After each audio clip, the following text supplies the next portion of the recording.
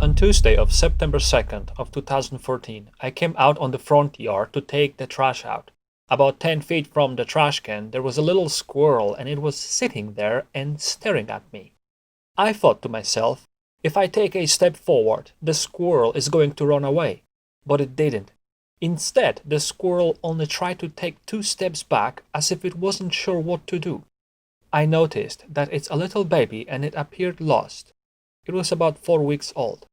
I thought maybe his mom was in the process of moving him and his sibling to another nest, so I left it. I came back in a few hours and he was still sitting there. He also appeared weak, so I got a shallow box cover, put him in there on a towel with some finely cut carrots and apples. Next day I came, and he's still there. I told my housemate about it, and she replied that when she was jogging, she saw a dead squirrel right near and it could have been the mom. I still hoped that it's some other squirrel and the mom will still come and pick it up. But then, suddenly, it started to rain. From that moment on, I decided to raise the squirrel. As a routine, I would also let my dogs to run out on the front yard if they wanted to go potty.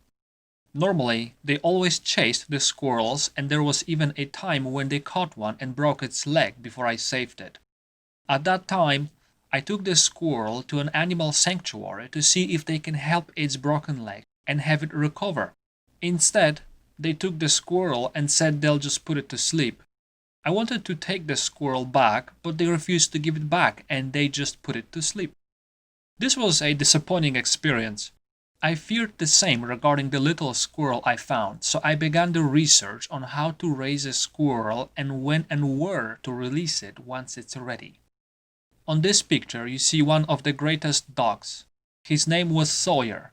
Even though a few months back Sawyer managed to catch a squirrel, all he needed was to see that the little squirrel is a friend. Sawyer was so smart that you could almost hear him saying, "Oh, it's a friend? I see. Then friends it is." Just one awesome dog.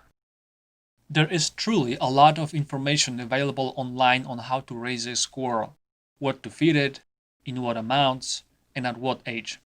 I studied it and compared various sources to one another, and then I built a path based on that. Baby squirrels would need mother's milk replacement, so based on what I learned from different sources, I got a powdered milk replacement. It's also called puppy milk. Petco and PetSmart both carry it. There is also a formula based on a goat milk mixed with yogurt, heavy cream, and an egg yolk. I would feed my squirrel with the milk using a syringe. It doesn't need much, and you will see how its body weight gradually increases or decreases based on your feeding habits. If you need exact proportions, they are available online in an overwhelming amount of sources. Besides the milk, I fed my squirrel fruits, vegetables, and nuts. For vegetables, I gave it kale, tomatoes, eggplant, cabbage, broccoli, cauliflower, spinach, lettuce, Brussels sprouts, celery, carrots, and other root vegetables. For fruits, I gave it strawberries, apples, watermelon, banana, grapes, blackberries, blueberries, raspberries, cherries, and more. I also learned that squirrels love almonds, but the milk formula and the almonds will quickly get your squirrel to pick up weight.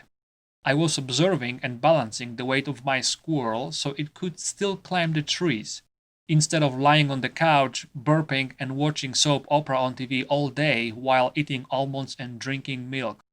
Besides the almonds, I gave it peanuts and cashews. As for the seeds, I gave it sunflower and pumpkin seed. Petco and PetSmart also carry bags of squirrel food consisting of different kinds of corn, seeds, nuts, and more. Once outside, I would place the squirrel on the yard and let it explore. After all, it's supposed to be its home. At first, the squirrel just wanted to follow me and hide in my shirt's pocket. Eventually, it would start exploring here and there. If I went too far, the squirrel would immediately follow me and jump on my shoulder or hide in my shirt's pocket. The part 2 of this video shows a great video where the squirrel follows everywhere I go. Check it out. For the first 3 weeks, I kept the squirrel on towels in a dog carrier. At the beginning, the squirrel was mostly sleeping and hiding in the towels. The last week, it would start running in the cage and needing more attention and more space to run and jump. I decided to go back to Petco, or PetSmart it could have been, and I purchased a birdhouse. Then I used a handsaw to modify the entry to the birdhouse so the squirrel could fit through, and especially after it ate all the almonds. Because I also had dogs roaming around on the yard, I placed the birdhouse inside a large cage I had and I placed it all on a high table. This increased the space for the squirrel and provided it with safety. With time, the squirrel started to show greater aerobic skills and could jump well on target, and it started to climb trees. The part 3 of this squirrel's story shows a great video of the squirrel playing with my hands on a tree. Check it out, it's just too cute.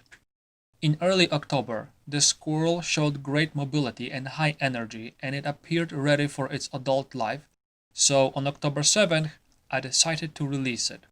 About a mile away from my house was a field with some trees growing there. It was actually some wild forest. I took a long ladder and I went there. Once there, I installed the modified birdhouse high on a large acorn tree. Fresh acorn was lying all around there. I also placed some nuts in the squirrel house and then I placed the squirrel in its newly installed house. Then I went down the ladder and began to walk away. Before I knew, the squirrel climbed down the tree and jumped on my shoulder as if it knew a change is coming. I also got used to my little friend and had some hard time letting it go. I realized that this squirrel shouldn't be used to people so well, or it will always rely on them for food. I decided to come out with a tactic where I still wanted to check on the squirrel in a day or two, but I needed it to be more afraid of people. So I decided to scare it a little by making rapid movements on a leafy surface near the tree. It had some limited success. I came back the next day and I placed some almonds and squirrel food on the base of the acorn tree. The squirrel noticed, came out of its house and began to make squirrel noises. I loved them. It wanted to greet me, but I continued with my scare routine and the squirrel got confused. I kept coming back for a few days. Then one day he wasn't in the birdhouse anymore. Instead, I spotted him sitting nearby on the ground. It was tempting to see if I can still pick him up and pet it, but I didn't. I placed a few almonds by the tree and I left. Even though my squirrel was right by the huge acorn tree, there were no other squirrels in sight, but they were in plentiful just across the field. I kept coming back, but my squirrel was no longer there.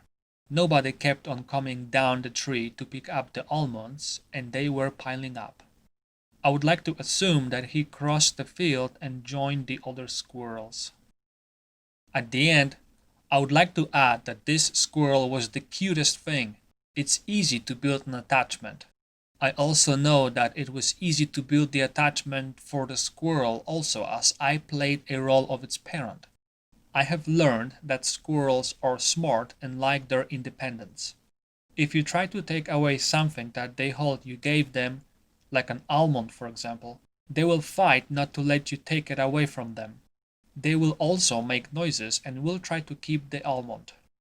I learned that squirrels recognize people. Even when my housemates were around the squirrel, it would not jump on their shoulders, but it did always jump on mine and followed me. There was a connection and recognition.